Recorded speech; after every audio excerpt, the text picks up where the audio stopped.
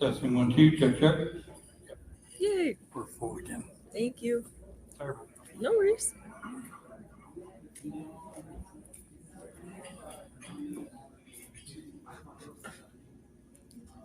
All right, it's working again. Did you just find him back there? I went over next door. Oh, okay. Yeah.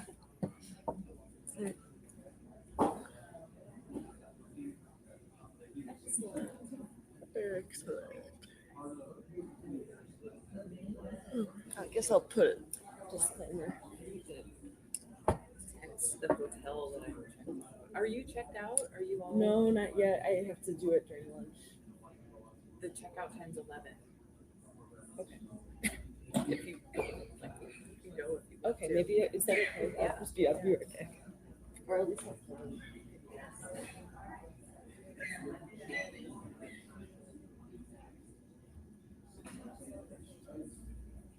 You start.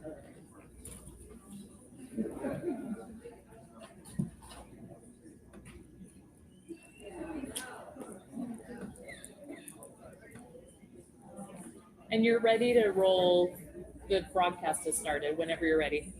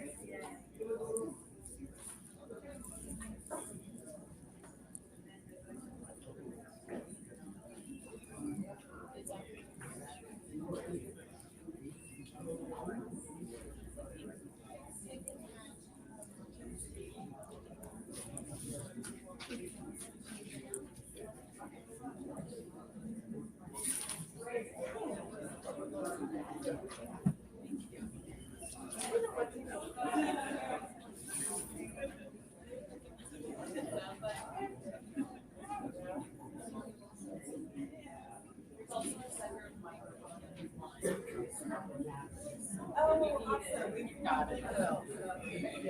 Just pop it on the table here.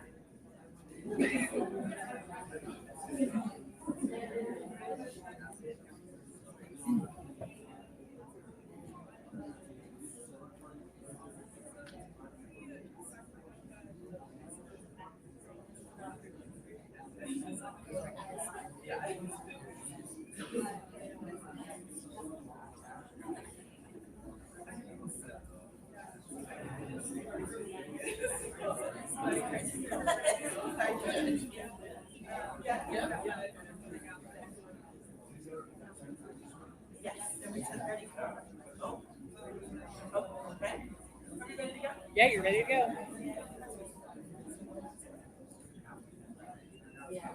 Good morning, everyone. All right. Well, OCO, everyone. My name is Geneva E.B. Thompson, citizen of Cherokee Nation, she, her pronouns. Very honored to serve as the Deputy Secretary for Tribal Affairs at the California Natural Resources Agency.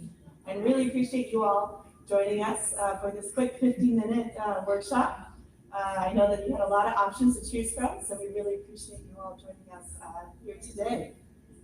So myself and my colleagues are very excited to share about all of the work that has been done into thinking about tribal access, co-management, ancestral land return, and carbon sequestration as climate smart solutions. And a lot of that work has been done in collaboration with your tribes, through consultation, intertribal roundtable sessions, and we're just so appreciative of all the time that you have shared with us in the development of our policies thus far. We're also excited to see where do we go next? What are the next stages of policy as we finish up the Newsom administration? So really appreciate you all being here today. We have a long PowerPoint, only 10 minutes to get through it, so we're going to rush pretty quickly through this.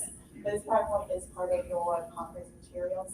And we also have printouts at our different workshop stations, so you can take stuff home as well. Before we jump into that, I want to introduce my colleagues. We have Jim Phillips, who's the Assistant Secretary for Climate Change. We also have Jordan Martinson, who is the Manager of Tribal Funding, and Pete Barker, who is our Grant Administrator for Tribal Funding. And so really appreciate all the colleagues being here and helping with this workshop. So we can do the next slide, please.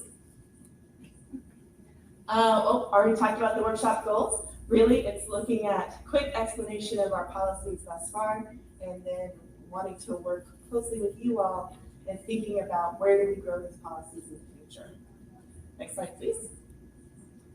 For our workshop agenda, quick welcome, PowerPoint presentation, and then we're going to break up into 3 different groups and have different workshop stations.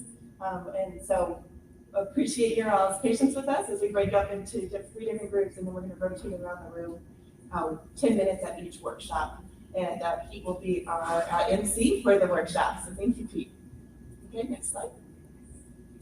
So I always like to start with this slide as like, what is the California Natural Resources Agency? I know I didn't know what the agency was until I applied for this job. And so the California Natural Resources Agency is an executive agency that oversees over 26 departments, conservancies, and commissions, all with the focus and the mission to restore, protect, and manage the state's natural, historical, and cultural resources for current and future generations, with using creative approaches and solutions based on science, collaboration, respect for all communities and interests involved. We can do the next slide, please. And underneath the agency, as part of the agency, we have the California Natural Resources Agency's Tribal Affairs Policies and Goals. And so this is my big job, right, of working closely with Secretary Wade Crowfoot, all the deputies and assistant secretaries at the agency, and setting our tribal affairs policy goals, and then working closely in coordination with all of our 26 departments and conservancies and commissions and their tribal affairs teams to be coordinated and implement those goals. And so I break down the tribal affairs policy goals here at the agency, really focusing on strengthening partnerships with California Native American tribes with an eye towards collaborative problem solving in the implementation of our mission and in the spirit of truth and healing. And to do that, we break it down into 5 different sections. So the first section is early, often, and meaningful consultations with tribes. So getting away from that box checking, letter sending, process towards collaborative problem solving through early, often, and meaningful consultation. The second one is integrating tribal priorities into environmental and natural resources laws, policies, regulations, and programs. The third is funding those tribal priorities. Fourth is increasing tribal access and co-management of lands and resources. And last but very not least, increasing ancestral land return. And so these are our 5 priority areas to reach that overarching goal of strengthening partnerships with tribes. And I really appreciate all the consultations and meetings and collaboration that we've had with your tribes in setting these 5 priority goals. Next slide, please. So we also, Governor Newsom issued Executive Order in 8220, which is the Nature-Based Solutions Executive Order. And in this executive order or basically directed our department to develop 2 different strategic plans on how the state of California is going to look at and implement nature-based solutions to address the climate crisis. In this executive order also, there's a clear indication that partnering with tribes is necessary for us to address the climate crisis, and that working collaboratively with tribes to ensure tribal expertise and traditional ecological knowledge is part of the foundation for all solutions in for the climate crisis is necessary. And so this executive order kicked off a ton of work that we did at the agency and in consultation with you all to develop two different strategic plans. We have the Pathways to 30 by 30 strategy and the Natural Working Lands Climate Smart strategy. So we're going to quickly go through those two strategies, but we have summaries of both of them at our workshop table so you can learn a little bit more. Next slide, please. So the first one is the Pathways to 30 by 30 strategy. And so the goal is to conserve 30% of California's lands and coastal waters by 2030. And in that pathways, this is the definition of conservation. Land and coastal water areas that are durably protected and managed to sustain functional ecosystems, both intact and restored, and the diversity of life that they support. So when we are thinking about what is considered a 30 by 30 project, we're looking at this definition. We can do the next slide. And a key component of the conservation framework and the 30 by 30 strategy is to work collaboratively with California Native American tribes to reach that goal. And so in the Pathways to 30 by 30 strategy, we set out these key principles for strengthening partnerships with tribes. And this is all informed by the consultations that we had the honor and pleasure of meeting with you all on. This is in your materials. I'm not going to do a close read of this, but we have a printout of all these principles as well. But I wanted to share this with you all because this is what we're communicating to all of the non-tribal entities out there participating in the 30 by 30 effort. And so non-tribal entities that are looking at conserving lands, conserving coastal waters, accessing state funds are directed and encouraged to partner with tribes in this 30 by 30 effort. And this is a resource that they have available to understand how they shift their programs, their policies to partner with tribes in the 30 by 30 effort. So I wanted to share that with you all, but we have handouts too if you're wanting to get into deeper dive. Next slide, please. And then another strategy that's we're very excited about, it's going to be published here soon, is the Draft Outdoors for All strategy. And this strategy is how the California Natural Resources Agency is thinking about and promoting equal access, equitable access to outdoors and nature. And so in this Draft Outdoors for All strategy, we have these key components: establishing spaces for people and nature to thrive, foster belonging, connect people to the outdoors, co-create with communities, build equitable career pathways and representative workforce, and align funding to achieve outdoors for all.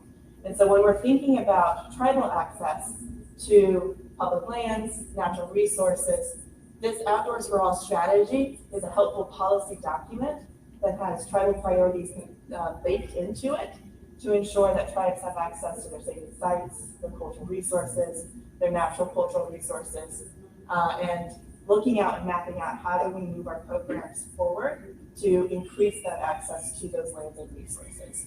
So it's an exciting document that's going to be coming out here soon. And so if you'd like a copy of that when it's finalized, we also have an email list sign up. We can make sure you get that resource. Next slide, please. Okay, and now we're moving to the Natural Working Lands Climate Smart strategy, and I'll hand it to my colleague, Jen.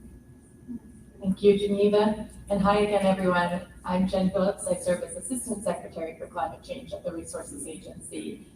So I work on a lot of our work related to nature-based climate solutions and climate resilience, and really thinking about how are we reaching our bold goals in California for carbon neutrality, while also preparing for the climate impacts and risks that we know so many of us are experiencing right here today.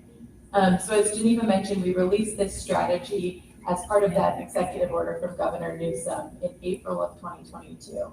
It really is sort of a pathway to what can we do to manage and restore and protect our lands in a way that maximizes carbon storage and keeps carbon intact, so that we can recognize lands are a critical part of our climate goals and our climate strategy. So this plan outlines, of course, everything the state is doing and what the state hopes to do, but also strategic approaches for how we can manage our lands in a truly climate smart way. Like the other strategies Geneva mentioned, we did a lot of tribal consultation and conversations and engagement. So really appreciate you all being so involved in this process. And again, we'll have more of that on our table. In short, though, we know that California covers all land types, really. So we organized the strategy around sort of 8 major land types that are up on the slide here. We know it's not easy to just say this is a forest, and often land types interact and cross over. But it is a helpful way to understand, what are the carbon and climate potential benefits of our land types, and to really model those and think about what is the potential if we manage our lands in a truly climate smart way.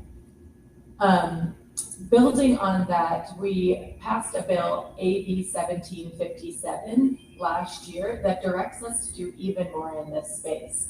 It directs us to, now that we have this climate smart strategy out, to think about how do we really put out a range of ambitious targets for natural and working lands that can help us reach, of course, our carbon neutrality goals or our net zero goals, but also help us continue to look at the lands and all of the benefits lands provide in helping us buffer against climate impacts that we're experiencing here today.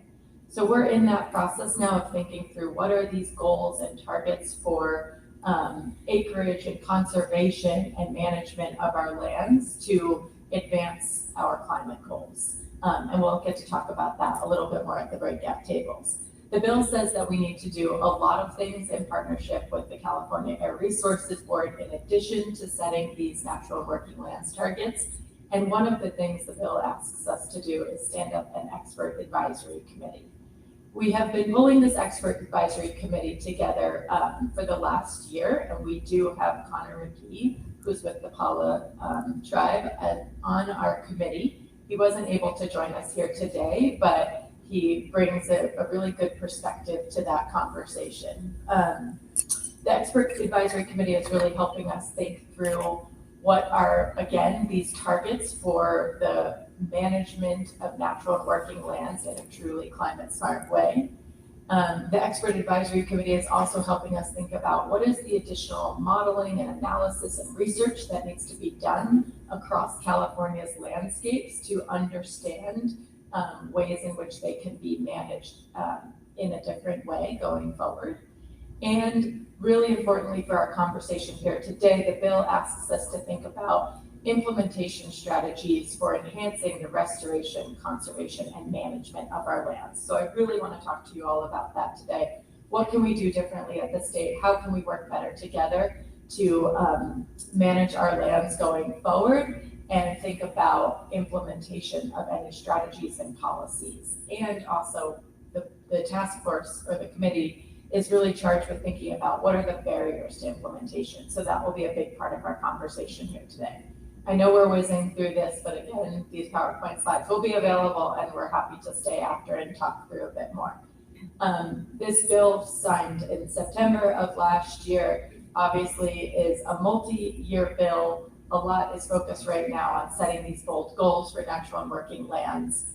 But going forward, we are going to update the natural and working lands climate smart strategy that we talked about at the beginning of this presentation. So that will be another opportunity to make sure these goals and policies and priorities are really well elevated in California's climate agenda.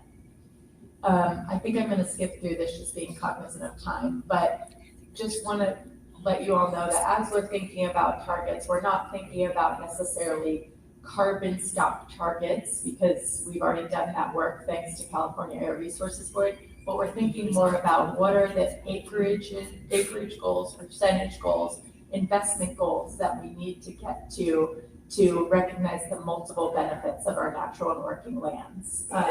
So, things around forests and wildfire and wetlands and ag lands, those are the types of ideas we want to hear from you all. And then how do we get there? It's great to set a target, but how do we actually achieve these targets and how do we achieve them together?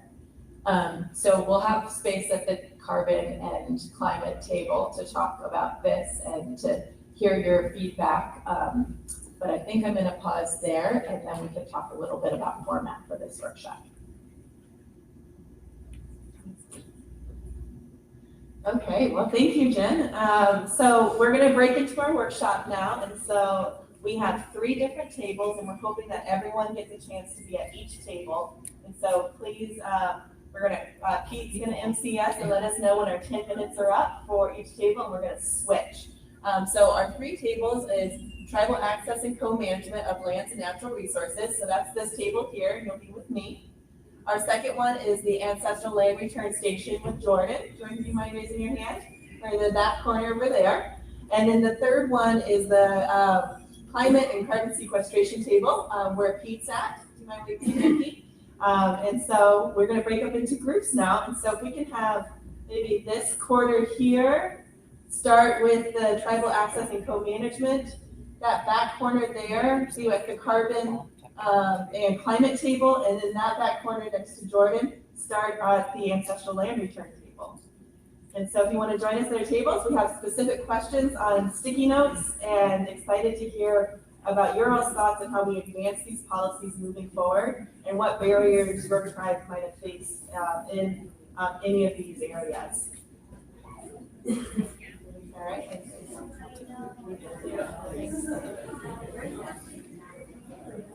Good morning. So this is the tribal access and co-management table. And so what we're looking at. Do you have a trash can over here? No, but you can just give it to me. No, I can carry it around. I don't need it. It's all right. Members having access to There's like 4 pounds for each table. Oh man, I'm gonna do that. I already warned them. And so we have some sticky notes here. Just as a reminder for everybody, we're going to hit every station. So if you have one that's your favorite, but it looks pretty busy, it's okay to go to a different one because you will get to that one as well. Yes, yes.